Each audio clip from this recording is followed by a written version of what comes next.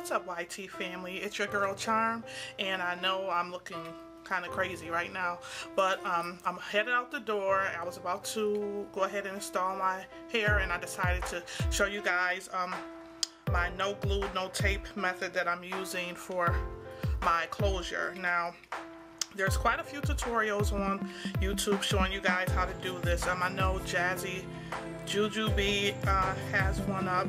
I think that's her name.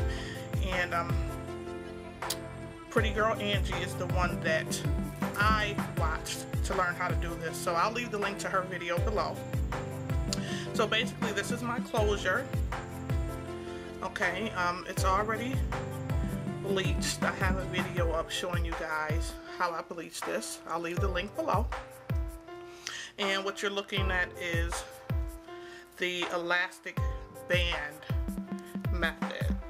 Now, I know in the other videos they use sometimes like those headbands that you can get from like the dollar store. I'm sure those work fine, but I choose to use these elastic bands just because they're a little thicker.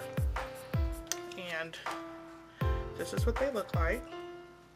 They're like 99 cents or $1.99 from Walmart.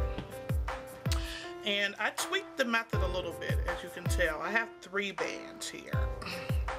One is for the front, one is for the middle, and one is for the back.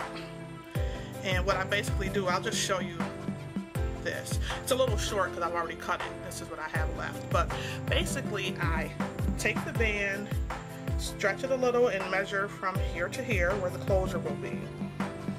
Okay, and then whatever it measures, I take off about a ½ inch or a ¼ inch just to make it fit snug.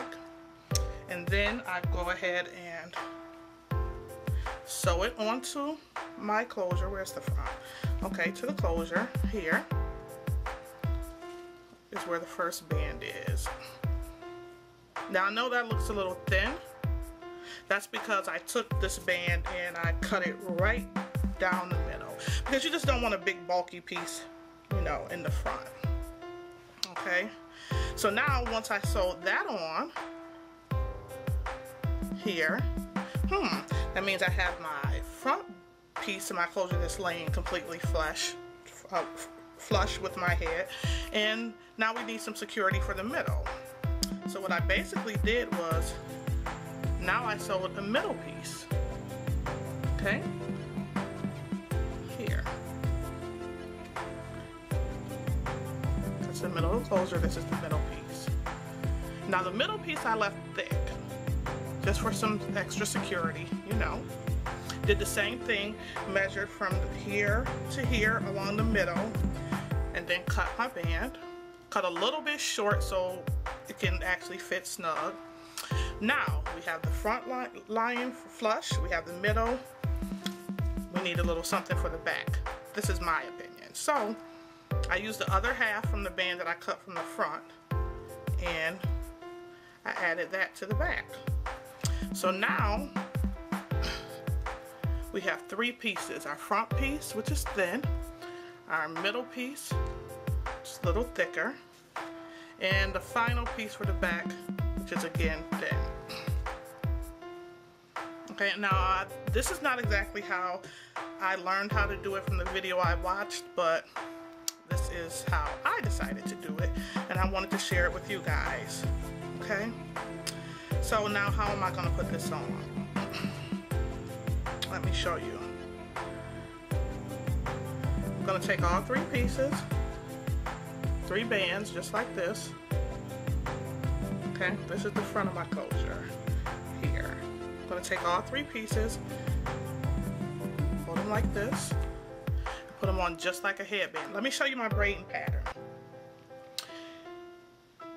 Okay, my braids are a little more over to the left because when I wear my 3/4 wigs or my closures, I either do a middle part or a side part to the left. So here I have my braids going down. I needed these in order to either hold my 3/4 wig on with bobby pins or to sew the unit down. Same on this side. And again, my braids that are going straight back aren't quite centered because I wear a part either in the middle or to the left, which you'll see exactly what I mean in a moment. My braids probably could have been a little smaller, but I have such a hard time braiding my own hair small. So anyway, I have all 3 pieces. I'm gonna put them around just like this. Okay. And excuse me because I am looking in the mirror over here. I'm going to adjust my closure. I think now we'll go for a side part. And what I'm actually doing is I'm going to line the closure up with my hair where it's braided and where I already have it apart at. So right about here.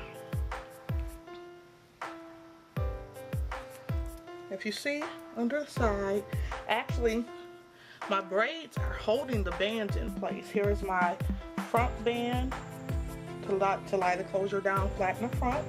Here's my middle band, and here is the back band to hold it down there. Same on this side. You can adjust them accordingly, however you need to make them fit comfortably. Have a nice snug fit. Okay.